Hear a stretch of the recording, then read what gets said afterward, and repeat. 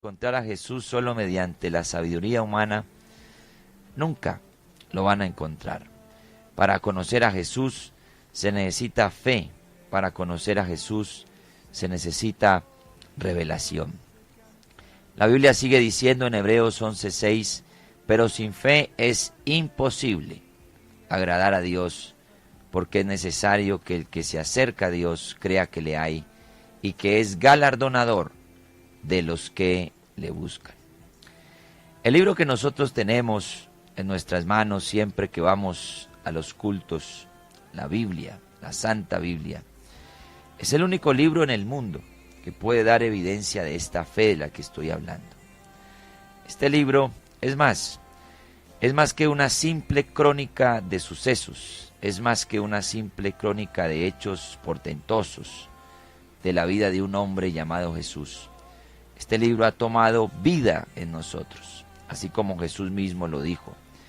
Las palabras que yo os hablo son espíritu y son vida. ¿Esto qué quiere decir? Que si por X o Y motivo nos quitaran la Biblia, no importa, porque esta palabra ya fue implantada en nuestros corazones. Por esa razón, muchos no encuentran a Jesús, porque no reconocen el valor de la Biblia. Para conocer a Jesús es necesario tener la revelación por medio de su palabra. Hay que leer la palabra. Ahora bien, después de aplicar la fe en Jesús, viene lo que se llama la revelación. Cuando Jesús se encontraba en el final de su ministerio terrenal, le hizo una pregunta a sus discípulos. Eso está en Mateo 16:17. Una pregunta que hoy en día aún muchos historiadores y teólogos debaten. Dice, viniendo Jesús a la región de Cesarea de Filipo, preguntó a sus discípulos diciendo, ¿quién dicen los hombres que es el Hijo del Hombre? Ellos dijeron, unos Juan el Bautista, otros Elías, otros Jeremías o alguno de los profetas. Notemos muy bien estas respuestas. Todos estaban de acuerdo con que Jesús era un ser especial. Unos dijeron que era Juan, otros que era uno de los antiguos profetas, decían Elías, otros decían Jeremías. Solo unos pocos creían que Jesús era el Mesías anunciado por los profetas. Por esa razón Jesús los escuchaba. Pero luego les hace una pregunta más directa, porque el verso 15 de Mateo 16 dice, Él les dijo, ¿y vosotros quién decís que soy yo? Y esa es la misma pregunta que Jesús nos hace hoy en día. ¿Ustedes qué dicen que soy yo? Cuando los discípulos escucharon eso, ellos como que empezaron allí a tartamudear, y por allá Pedro levantó la mano y dijo, tú eres el Cristo. Tú eres el Cristo. Cristo significa el ungido. El ungido. ¿Pero qué significa ser ungido? Mucha atención a este dato tan importante. Por allá en el cercano oriente, cuando una persona era considerada ungida, eso era símbolo de un reconocimiento especial. Podría tratarse de un galardón por su valentía en el campo de batalla. Y siempre que hablaban de ungir o del ungido, lo asociaban con el rey David. Eso da a entender que cuando Pedro le dice, tú eres el ungido, de alguna manera le estaba dando también a entender a sus oyentes, a los que estaban allí, que él era descendiente del rey David. En otras palabras, Cristo era el cumplimiento de la profecía de la simiente de David. Por eso a Jesús le decían Jesús, hijo de David. Y esto lo posiciona a él, a Jesús, como el rey de los judíos. Jesús fue llamado hijo de David en varias ocasiones. La mujer, por ejemplo, cuya hija estaba siendo atormentada por un demonio, de Mateo 15:22. Esos dos hombres ciegos junto al camino, en Mateo 20:30. Bartimeo el ciego, en Marcos 10:47. Todos ellos clamaban, Jesús, hijo de David. Y al llamarlo hijo de David, Ellos estaban declarando que Él era rey. Es más, cuando Jesús nació, la Biblia dice que unos magos vinieron del oriente a Jerusalén y preguntaron a Herodes, diciéndole: ¿dónde está el rey de los judíos que ha nacido? Porque su estrella hemos visto y hemos venido a adorarle. Y la Biblia dice que cuando Herodes escuchó esto, se turbó en su corazón. Claro, imagino que él pensó: bueno, ¿acaso hay otro rey? Hasta donde yo sé, solo hay uno y ese soy yo. Qué equivocado están estos reyes que vienen a preguntar dónde está el rey de los judíos. Y le digo, hermano, han pasado más de 2000 años y sigue habiendo un rey. No es Herodes, ese rey es Jesucristo. La Biblia sigue diciendo que los reyes, ellos buscaron la estrella y llegaron donde estaba el niño, y cuando lo vieron, la Biblia dice que se postraron y lo adoraron. Y la pregunta que todos nos hacemos es: ¿por qué se postran delante de un niño? ¿Por qué se postran delante de un recién nacido? Y la respuesta es porque es el único niño que nació siendo rey. Y no solamente rey, es el único niño que nació siendo rey y padre a la vez.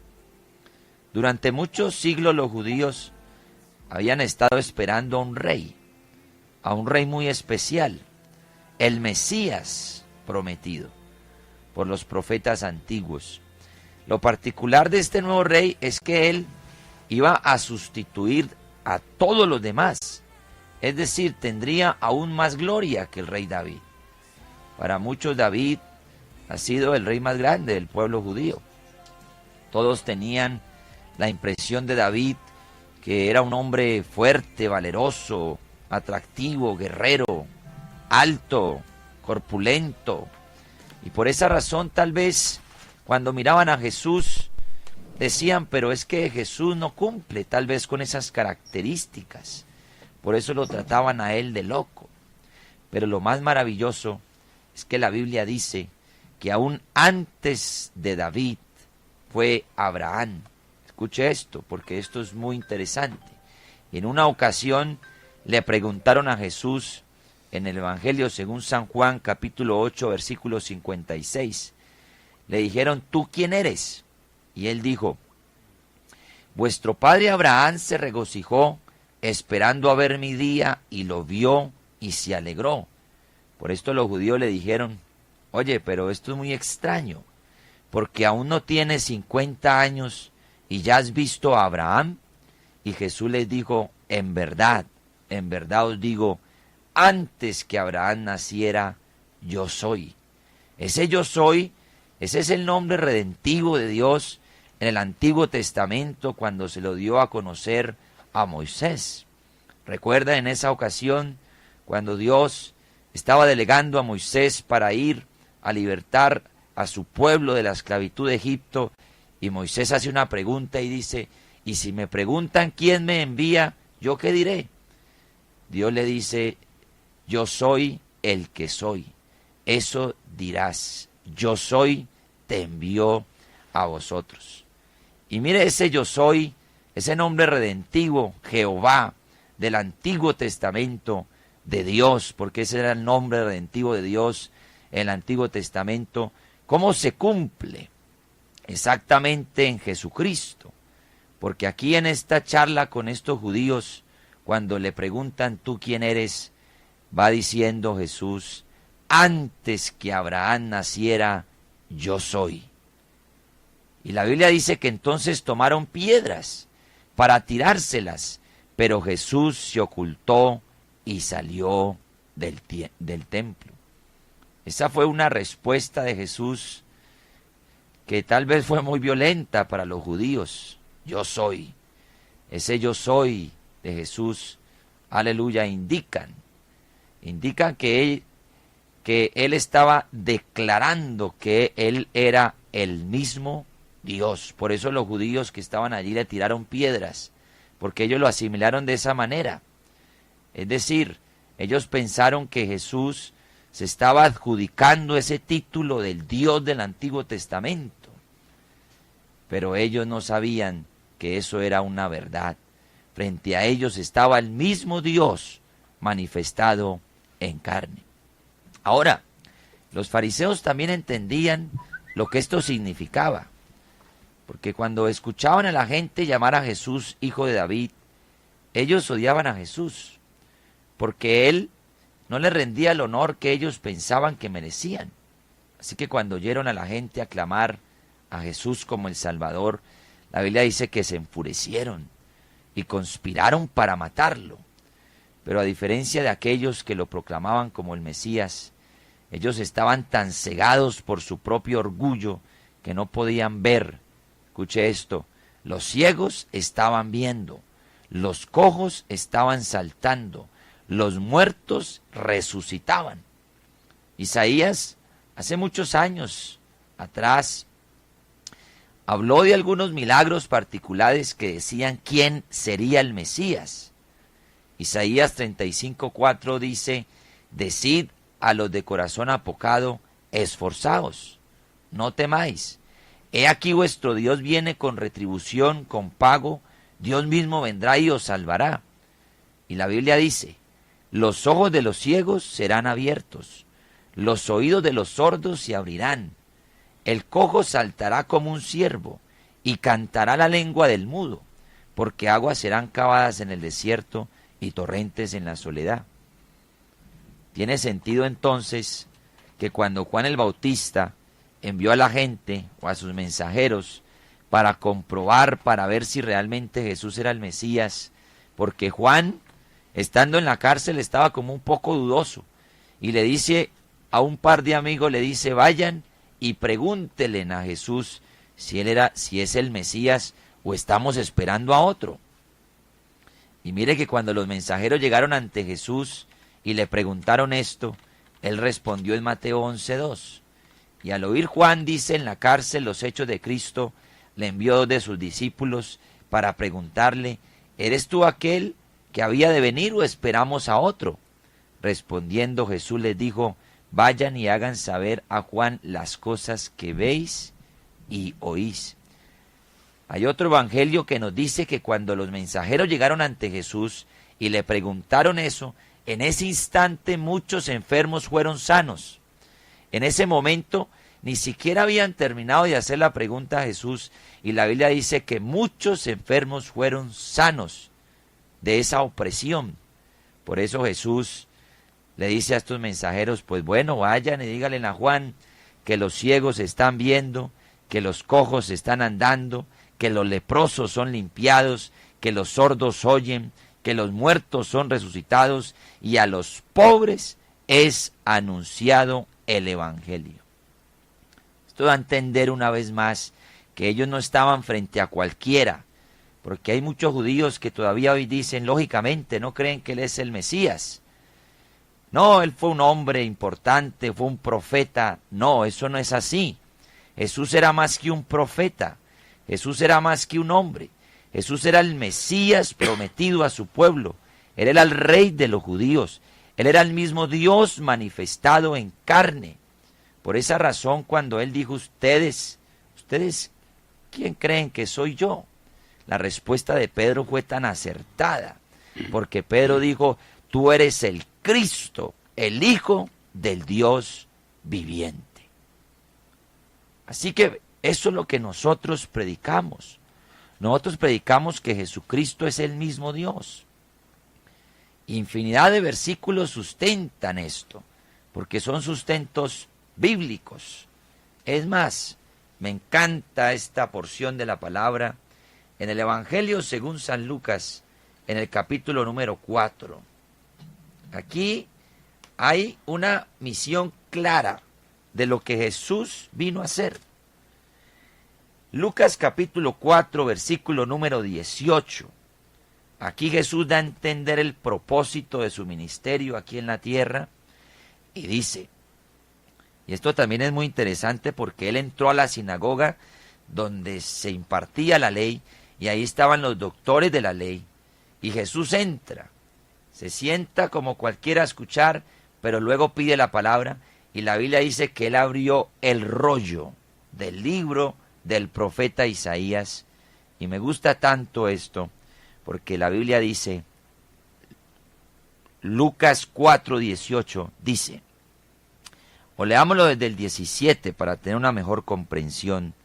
Dice, y se le dio el libro del profeta Isaías, y habiendo abierto el libro, halló el lugar donde estaba escrito, el Espíritu del Señor está sobre mí, por cuanto me ha ungido. ¿Para qué? Para dar buenas nuevas a los pobres. Me ha enviado a sanar a los quebrantados, a pregonar libertad a los cautivos, a dar vista a los ciegos y a poner en libertad a los oprimidos. Y la Biblia dice que terminó de leer esa porción, enrolló el libro, lo dio al ministro y se sentó, y los ojos de todos en la sinagoga estaban fijos en él, y vea lo que les dice, porque esto es lo que los deja a ellos aún más inquietos, porque dice, hoy se ha cumplido esta escritura delante de vosotros. Hoy se ha cumplido. Y todos daban buen testimonio de él y estaban maravillados de las palabras de gracia que salían de su boca y decían, pero es que este no es el hijo de José. Él les dijo, sin duda me diréis este refrán, médico, cúrate a ti mismo. De tantas cosas que hemos oído que se han hecho en Capernaum, haz también aquí en tu tierra. Y añadió, de cierto os digo que ningún profeta es acepto en su propia tierra, y en verdad os digo que muchas viudas había en Israel en los días de Elías, cuando el cielo fue cerrado por 3 años y 6 meses, y hubo un gran hambre en toda la tierra. Pero a ninguna de ellas fue enviado Elías, sino a una mujer viuda en Sarepta de Sidón. Y muchos leprosos había en Israel en el tiempo del profeta Eliseo, pero ninguno de ellos fue limpiado, sino Naamán el sirio. Y al oír estas cosas, todos se llenaron de ira, y levantándose, mire lo que hacían con él, lo echaron fuera de la ciudad y le llevaron hasta la cumbre del monte sobre el cual estaba edificada la ciudad de ellos, para despeñarle, mas él pasó por en medio de ellos y se fue. Porque eso es lo que hacían con él. No creían que él era el Mesías anunciado, el verdadero Dios, aleluya, manifestado en carne. Y ya para terminar, porque quiero empezar aquí un diálogo con los pastores que están aquí y la joven invitada. Hay una ocasión que Jesús estaba enseñando en una casa y había una gran multitud y unos hombres habían traído un paralítico para que Dios lo sanara. Y ellos, viendo que no lo podían entrar porque había mucha gente, la Biblia dice que decidieron meterlo por el techo de la casa. Y cuando Jesús lo vio, le dijo, mire lo que le dijo Jesús. Le dijo en Lucas 5:20, dice, hombre, tus pecados te son perdonados. Y hubo un murmullo en esa casa, porque empezaron a decir, bueno, pero ¿quién es este que habla blasfemias? ¿Quién puede perdonar pecados si no solo Dios? O sea, ahí hubo mucha murmuración, y es verdad lo que ellos decían, pero ¿quién puede perdonar pecados si no solo Dios? Pero lo que no sabían ellos es que Él era el mismo Dios. Como lo dice el apóstol Pablo a los colosenses, en Él habitaba corporalmente toda la plenitud de la deidad. Deidad es Dios, plenitud es completo. Eso da a entender que Jesús era completo Dios. Él era el mismo Dios manifestado en carne. Los jóvenes necesitan aprender esto. Por eso nosotros predicamos a Jesucristo. Y como dice Juan, Él es el camino, Él es la verdad y Él es la vida. Así que, amados jóvenes, yo les invito para que le abran su corazón a Jesús, para que permitan que Jesús sea una realidad en sus vidas. Jesús sigue sanando, Jesús sigue restaurando, Jesús sigue haciendo milagros. Él sigue siendo el mismo Dios. Esta es una invitación muy especial para que si hay algún amigo que también ha escuchado este mensaje, le abra las puertas de su corazón a este Jesús que cambia, que transforma la vida del hombre.